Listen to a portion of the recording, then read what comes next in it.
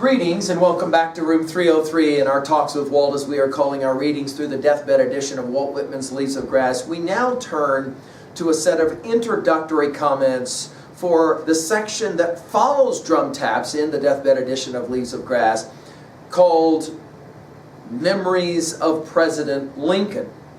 Now we're going to look at 4 poems in this brief section.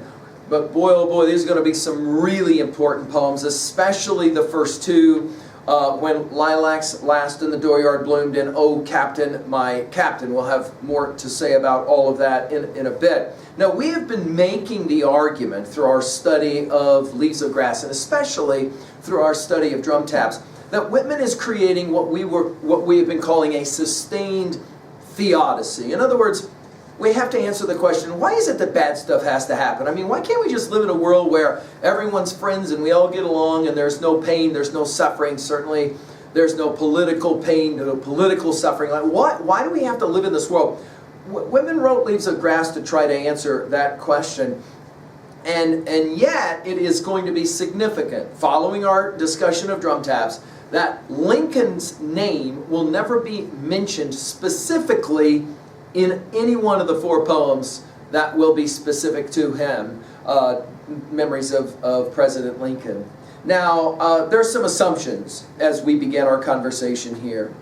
Just like with our study of drum taps, just like our study of any number of other parts of Leaves of Grass, we have some assumptions, and we want to say them out loud. We want to review, just so that we can remind ourselves where we've been and where we're going.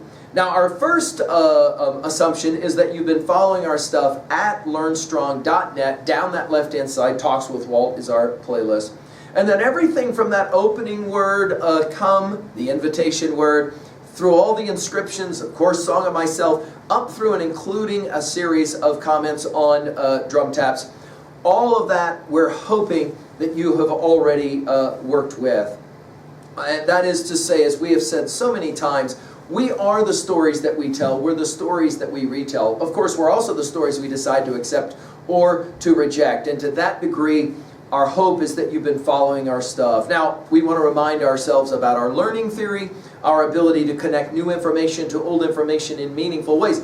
Guys, we're going to have a whole lot of comments that will take us back to earlier lectures, to earlier readings, and obviously our study of drum taps, no question. We often will say it this way, the new is the new, the NEW is the KNEW. I've made the argument a number of times since we began our series of Talks with Walt, that if ever there was a time in American history when we need Leaves of Grass again, it is in fact this very moment in time. Now, I also want to make sure that we are reminded of our annotative approach. That is to say, about the 4 poems in this section, we will ask 3 guiding questions, right? 1, what does the text say? 2, what does the text mean? 3, how can I relate to that text in some way? At level 1, as we will call it, what does the text say? We're just simply summarizing what is it that happens in the poems, what's said in the poems. At level 2, we'll ask, how can I find any meaning in these lines? We'll subdivide it to A, we'll talk about themes and messages, and to B, that's the rhetorical. That's not what Whitman says, but how Whitman says it. We'll be interested in literary and poetic techniques and the like.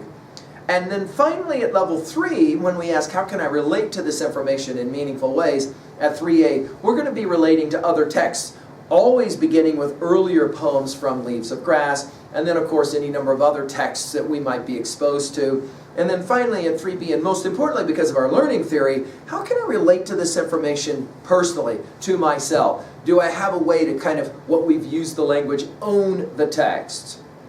Now we also want to remind ourselves that when we are addressing these 4 poems in Memories of President Lincoln, we're going to be concentrating on our big 5, as we call it in room 303.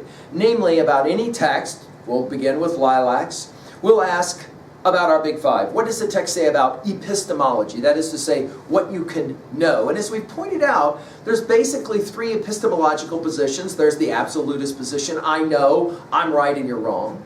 There is the extreme opposite, the relativist position. There is no truth. There are no absolutes of any kind. Of course, as we pointed out, the performative contradiction says, well, you know, to say there is no truth is to posit a truth. And therefore, we find ourselves in a strange epistemological conundrum But Whitman is one that will point out, no, there's a third position, and it's what we have called the fallibilist position. I think I'm right, but I could be wrong. That I could be wrong is important for us in terms of the epistemological position. Of course, from epistemology in our big five, we then go to ontology, the question of who am I and who are you? The study of being, ontology. And of course, there's no question, we're obviously a body, but we're also a mind, and we might even argue that we're also a spirit or a soul. Certainly Whitman's going to make that argument. And the ways in which those three will dance together is the ontological position of Whitman. We're paying attention to that. The 3 and 4 of our big five, psychology, sociology, kind of go together. They're two sides, obviously, of the same cone. Namely, of course, psychology, the study of the individual mind. What are the primary motivations? What are the primary fears and anxieties? And then, of course, sociology. We seem to behave differently in groups than we do alone. And what is it that we're paying attention to there? And then finally, of our big five, and I've made the argument that I think this is how you have to read Leaves of Grass if you're really going to take it seriously, the question of theodicy. Why must there be pain and suffering in the world? And for Whitman, Leaves of Grass is an attempt to try to explain that. Now, no question, as we said in Drum Taps, what is the greatest source of pain and suffering for Whitman in his whole life? It is those 4 years of the war. And yet, the war is over, it is ended, hurrah, we're all going to somehow find our way through. And a few hours later, Lincoln is shot. And how can I deal with this? How can we deal with this? That's going to be the subject of these 4 poems. It's going to be compelling for us to study it. Where in the end, Whitman will make the argument again and again about his theodicy. No longer ask, why is this happening to me? But rather, why is this happening for me? Changing that 2 to a 4 changes radically the way that you understand pain and suffering. And of course, it's not just personal, it's collective, it's sociological. That is to say, why did this happen not to us, but for us? The death of Lincoln is going to be a very difficult question, and Whitman will find himself processing through these 4 poems, and we will obviously share in that level of processing as we study them together.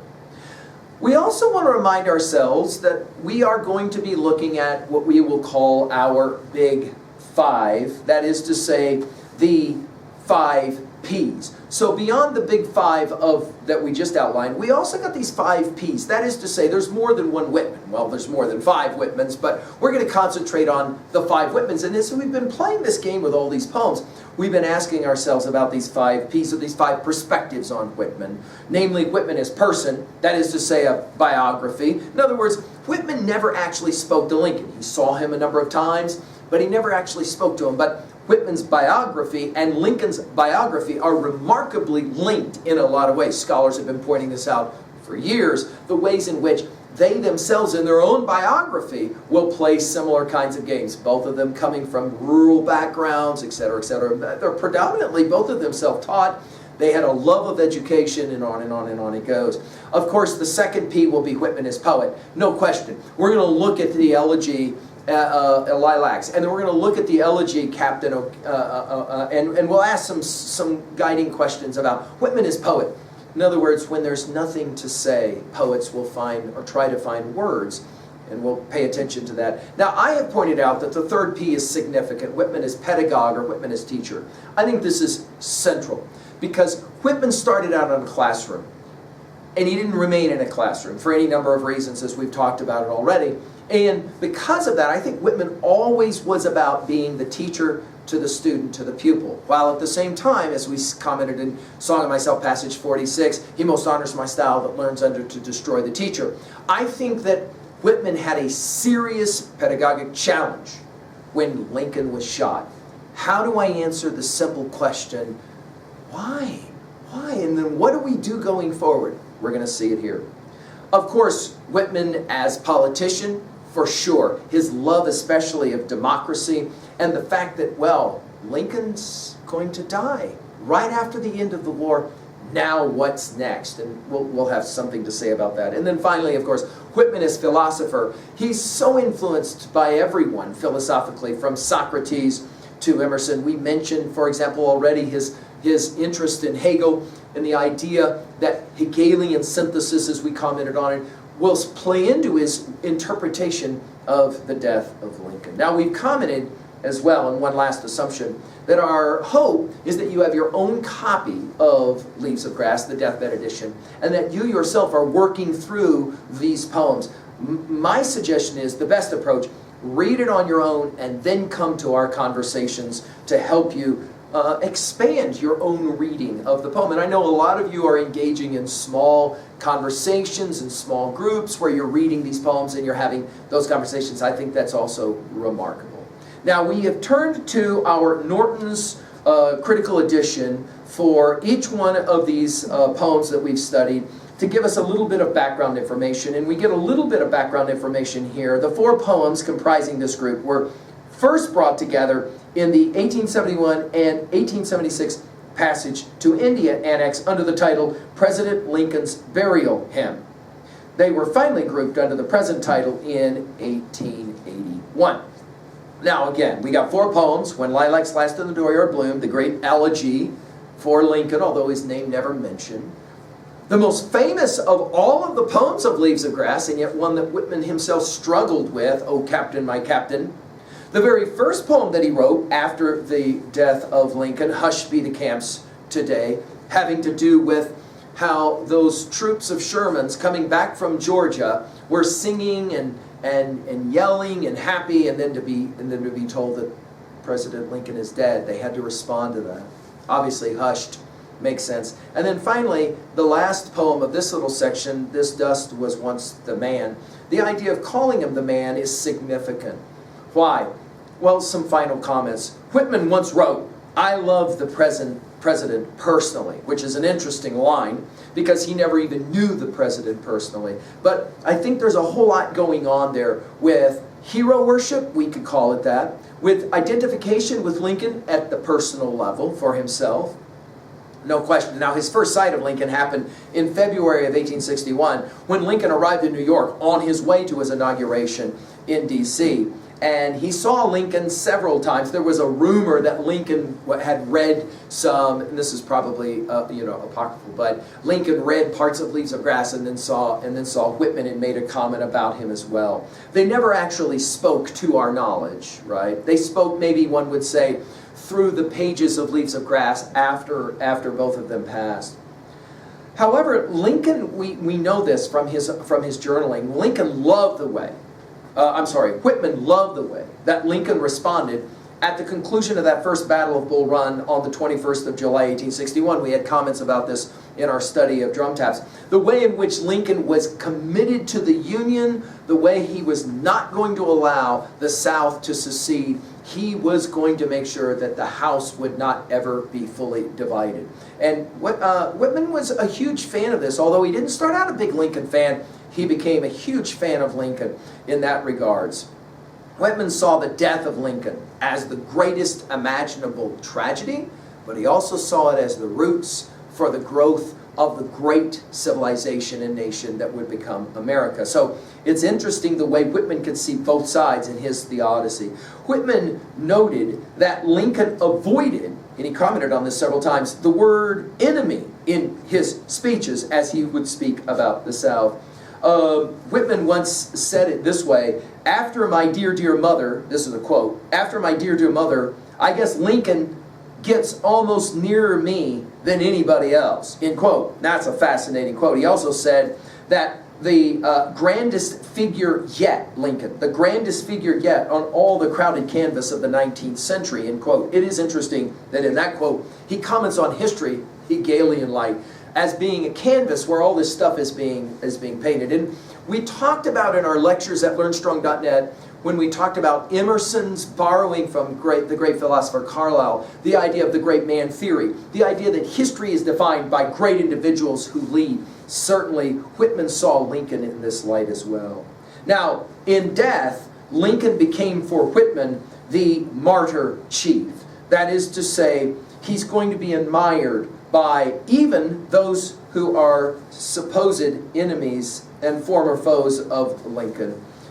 Whitman will notice this in these 4 poems, the powerful imagery and the power of silence And we're gonna be paying attention to it in his reactions as he talks about it. For example, in Lilacs, he'll say it this way: "Me powerless, oh helpless soul of me." Obviously speaking for the feelings of the nation itself. Whitman ultimately will see Lincoln as the main unifying symbol of the new or the next America. And he will go to great lengths in his elegy, Lilacs, to comment on how he himself is coming to terms with the fact that Lincoln is now gone. And what does that mean for America? So now I welcome you to the study of these 4 poems. I think we're going to have some real challenges as we pick up 16 sections of Lilacs. Thank you.